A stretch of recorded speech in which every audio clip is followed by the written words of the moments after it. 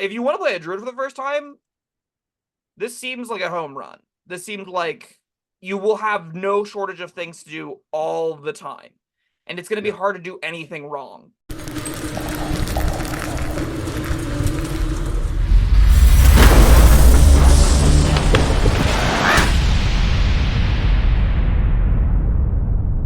Hello, friends. Robert Bevan here, author of the Caverns and Creatures series of comedy, fantasy novels, and short stories. With me is Sam West, and today we'll be covering another Druid subclass. This week, we're doing Circle of Stars. Hollywood. That looks a lot like your Wood Elf magic. This limited box that I'm working in here, Yes, okay? I know. Okay, so this is a druid circle that involves stars and stuff. This is like the astronomer druid. Yeah. It's also kind of like the astrology druid, though, if I remember. Astrology, that's what correctly. I meant, yeah. I mean, there's some astronomy involved, but like, you know. Yeah. I mean, we'll dive in. You get this thing called Starry Form. You get a thing that's called a star map. That sounds kind of cool. So let's just go through feature by feature and get Sam's live reaction to remembering what this does. So, star map. At second level, you've created a star chart as part of your heavenly studies. Oh yeah, astrology written all over this. Yeah. It is a tiny object and can serve as a spellcasting focus for your druid spells. You determine its form by rolling on the star map table or by choosing one. While holding this map, you have these benefits. I'm just saying they did a disservice by not giving us an actual astrology-based related table that would determine the different looks, right? Yeah, that would have been pretty cute, huh? Yeah. Anyway, while holding the map, you have these benefits. You know the guidance cantrip. Great. You have the Guiding Bolt spell prepared. It counts as a druid spell for you and doesn't count against the number of spells you can have prepared. Nice. You can cast Guiding Bolt without expending a spell slot. You do so a number of times equal to your proficiency bonus, and you may regain them all when you finish a long rest. So far, baller feature. Yeah. 2 free Guiding Bolts and free guidance. Yeah, I'm in. Additionally, if you lose the map, you can perform a 1-hour ceremony to make a new one. The ceremony can be performed during a short or long rest, and it destroys the previous map.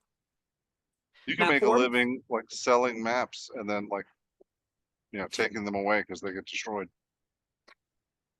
I'm envisioning like you're selling them one at a time. It takes an hour to remake them, right? So you have the precious map. It's a beautiful star chart. I'll last one on the Earth, and then you sell it, and then an hour later you come out with a new one, and you just hear someone like a quarter mile away go, "Hey, where'd it go?" It'd be a good time.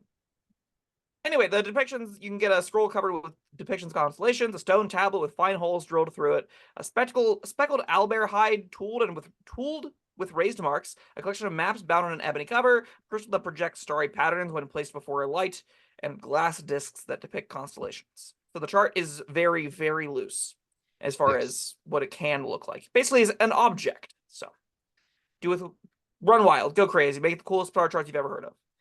Thoughts on star map though? I mean, just the map itself, or the feature in its entirety. Right.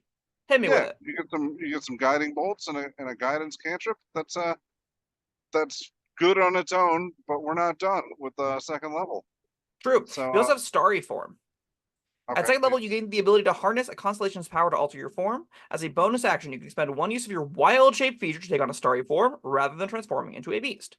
While in your starry form, you retain your game statistics, but your body becomes luminous. Your joints specifically are the ones. Okay, your joints glimmer like stars, and glowing lines. You're turning into it like a constellation.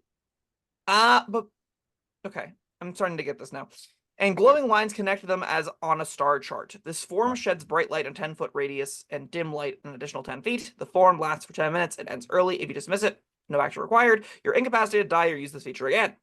When you assume your starry form, other than becoming a constellation lookalike, you choose the following constellations. Your choice gives you certain benefits. So you pick Archer, Chalice, or Dragon.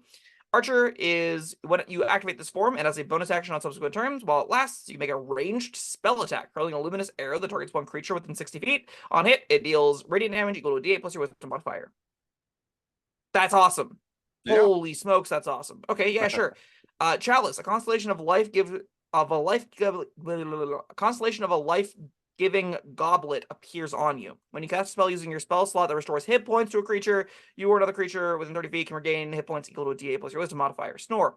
Dragon. A constellation of a wise dragon appears on you when you make an int or whiz check or a constitution saving throw to maintain concentration on a spell. You can treat a roll of a 9 or lower on the d20 as a 10. Excuse me? So that's just like you don't break concentration anymore on weak things? That's pretty good. Okay. I want to know what the constellation of a wise dragon looks like as opposed to a stupid dragon. Yeah, because they're mainly just like a series of connected lines that don't really resemble the figure until you hear it resembles the figure, and then you're like, I guess it resembles the figure.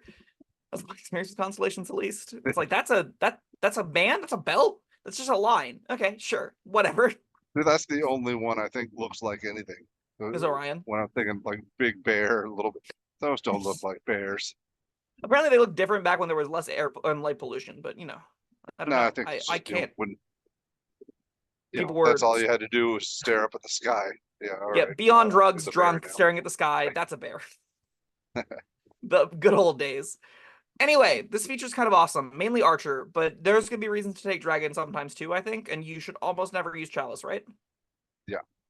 Because you have to cast a spell that restores hit points, and you have Good Berry, so you don't want to do that at all. So you already have the Good Berry cast. But like, if you want a Healing Word, now you get a bonus. I would much rather just have a consistent battery bonus action D8 plus Wisdom modifier attack. It's like getting a bonus action radiant damage 60-foot shot every single round with no conditions. That's amazing, right? That's like crossbow expert level amazing bonus action attack.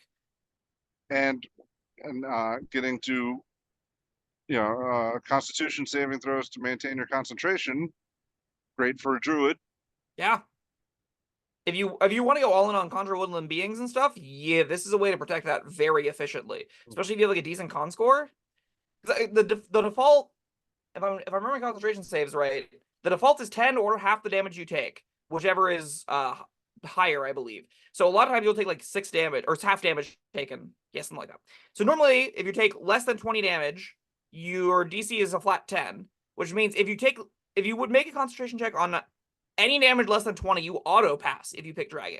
That's really good, right? Yes. Especially in the low tiers. Well, those two modes are very powerful and go on very different character sheets. I like that a lot. There's some build direction here. So at second level, I'm blown away by this thing. I can't believe I didn't remember all of this. So at second level, you get a Guiding Bolt battery. You just have a bunch of free cast action spells that are decent. I rate Guiding Bolt as a fine cleric spell. And you get 2 free uses of it and add it to your spell list. On top of that, you get a bonus action range attack if you want it, which I think you're going to often want in the low tiers especially. Oh, yeah. And in the upper tiers, you have a great battery that protects against like random instances of damage for your concentration. A great little barricade, I mean. All around, this thing seems like a truly exceptional subclass out the gate. You get a lot of build diversity. This is sort of the spellcasty druid that land wants to be, but it gives you like an actual like damaging effects, kind of like wizardly. I'm a fan. Yeah, I mean, with all the stuff you're getting at level 2. Oh my god, so martial characters. Poor martial characters. You get 2 extra first level spell slots basically on top of a bonus action that's better than a lot of their their regular attack rolls. Yeah. Oh boy. Wow. Wow. This is juiced. All right, moving on to 6th level, we get Cosmic Omen. When you reach 6th level, you learn to use your star map to divine the will of the cosmos. Whenever you finish a long rest, you can consult your star map for omens. This is just astrology. When you do so, roll a die. Until you finish your next long rest, you gain access to a special reaction based on whether you rolled an even or odd number on the die. Oh, that's cool. So on even, you get Wheel. Whenever a creature you can see within 30 feet of you is about to make an attack roll, a saving throw or ability check, you can use your reaction to roll a d6 and add the number to the rolled total.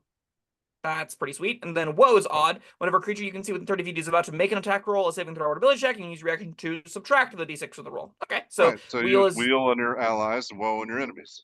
Exactly. But you can use this reaction number of times equal to your proficiency bonus and get them all back when you finish a long rest. So at 6th level, you get 3.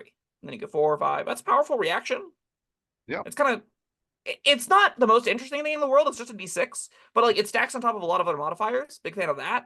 It's also like I think it is interesting because there's not a lot of features I've seen that do this sort of thing. It's Bardic Inspiration-ish. It's Silvery Barbs-ish. It's a lot worse than Silvery Barbs, granted, but you get more uses of them, again, for free. That's pretty neat. I mean, I think this might be the first time we see the text is about to make a, and then anything. I thought always it's when you make for a lot of the indicators of those things, but they change the Well, vernacular it's all the when time for no somebody else reason. is doing it. You're not doing this for yourself. Right, but like the word about in there is really confusing to me, but it has nothing to do with the power of the feature. It's just how they wrote it doesn't compute in my brain versus how many times I've read things that don't have the word about in it that do similar things. It's not I mean, important. if it said instead, when a creature you can see within 30 feet of you makes an Makes attack an roll, attack yeah, roll. That's what I'm used that's to seeing, right? that's this is no different, right? I don't think so. No, But it's worded differently, hence my yeah. confusion. But again, not important. What is Well, important is this feature I kind of think it's rules. maybe because like the precognition kind of thing, like just the flavor. Eh, You're seeing a little bit into the future. If they added the word about for the sake of flavor, I'm going to be very annoyed. So I It's hope that's not the not reason. about as in not exactly. It's I about to do stand by something. that adding Right. flavor words into rule text is not a good way to teach people how to play a game and how a feature Okay. works. That's Okay. where I stand on that firmly. But again, not consequential. At the end of the day, okay, is this a good instance of variance, do you think? We complain a lot about things like Chaos Bolt not being interesting variance. Is this interesting variance? I think it is. I think it is kind of too. Yeah. It's not like revolutionary, but you do like, oh, even odds do change how you're going to present the play pattern. That's kind of neat. Again, this isn't like knocking my socks off kind of cool feature, but it's a powerful defensive new reaction you're going to be using all the time. That's Yep. great. Great 6th level feature. 10th level, we have Twinkling Constellations. At 10th level, the constellations of your starry form improve. This should just be baked into the second. This should just be baked into the second level feature. The data of the archer becomes 2d8. Oh, I need a second. You get a whole extra d8 damage on a bonus action attack. Yeah, great. And while the dragon is active, you have a flying speed of 20 feet and can hover. Huh. Yeah, that seems sweet. Moreover, at the start of each of your turns while you're in your starry form, you can change which constellation glimmers on your body. That's a real ass feature. Yeah. The improvements are really like just passive upscaling, but being able to switch these around all of a sudden, oh, that's kind of sweet. You can go from dragon when you're trying to protect something, concentration breaks, you go, oh, screw you, I'm going archer, take 2d8 plus 5 damage every round. That's kind of neat. Don't do that while you're flying. Don't do that while you're flying. It also makes Chalice something you'll actually use from time to time. Like, oh crap, 2 people are down, switch Chalice, cure wounds, I guess, 2 people come out. Yeah. The bonus action to switch, right? Oh no, it's just the start of your turn. No action condition whatsoever. Yeah. So yeah, you can do healing word, which makes this way better. Like, oh yeah, start a turn, switch Chalice, healing word, someone comes up, action, do something meaningful. Sick. Sweet. Yeah. All right. Ending at 14th level, you get Full of Stars. It's really short. At 14th level, while in your starry form, you become partially incorporeal, gaining resistance to bludgeoning, piercing, and slashing damage. Yawn. All right. Well, All right, so 3 out of these 4 features are yeah. great. Big fan And of most of what this is doing. the 14th level feature isn't terrible. It's just it is boring and it is not at all comparable to the rest of these. Yeah, I mean, it does stack really sillily with the dragon, because now any instance of 40 or less bludgeoning, slashing, piercing damage doesn't Ooh, knock your concentration up. wow. That's something. Yeah. Yeah. This gets a And you're resounding flying A, around. right? Like, this thing Yeah. is actually cracked. This is this does the thing I like where the features build on each other in a meaningful way. Yeah, definitely. The, I do like, I always ask for more out of things. The Twinkling Constellations, the real thing you get at that feature is that you get to switch them around, and it makes them suddenly way more interesting. I do wish the improvements they got were a little bit more utility based and less just DA bonus. Like, I wish they all had a dragon kind of appearance, right? Where now dragon gives you a fly speed, so you have another reason to use it.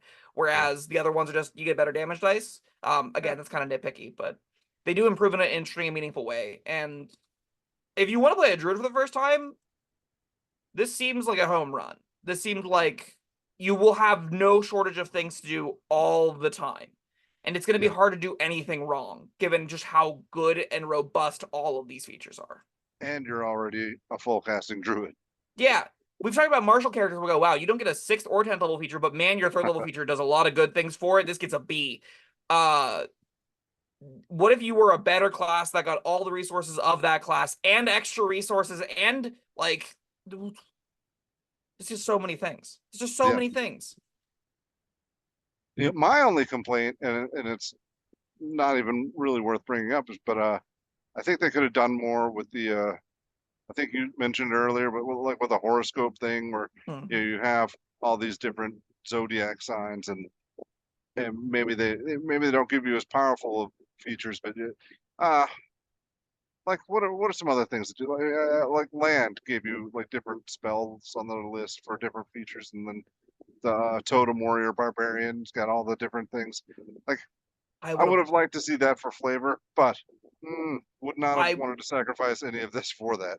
I would love to see just 9 extra options you will get to pick between Yeah, for the Starry Form. Like maybe you learn 3 constellations out of 12 and you can pick which ones you go whenever you pick the yeah, form, switch between the ones you picked. I think there could be a lot. This can very easily be expanded, right? I could yeah. absolutely see this in the same fashion as like Totem Barbarian got 2 extra totems. They got Elk and Tiger, which Right. happen to suck. But I could envision there being future books that printed 5 more of these, right? That you could, well, you don't get all of them, but instead of one of these, you can pick this one instead. Yeah. There could be a lot of cool direction to design that, I think. Yeah. All Do right. you, do you agree? A? Easy A? Oh, absolutely. Yeah. This This thing's really good. man, I didn't. I think we talked before we started recording, and neither of us really do much about this one. It's just one of those that I don't know why, but I've never really looked at it closely. I It read just Circle of Stars and I it go, yeah, it's okay. yeah, it's not a fantasy I've ever been interested in, Same. but damn, it's good. Yeah, maybe now I'll be like, well, 2 free guiding bolts. I just gotta play the laser druid. Just all I want to do is cast guiding bolt a billion times. Could be fun. Yeah, and then use my bonus action to blast people with radiant damage. Every round? Yeah. Yes, please. All right, well, that was Circle of Stars. Color me impressed.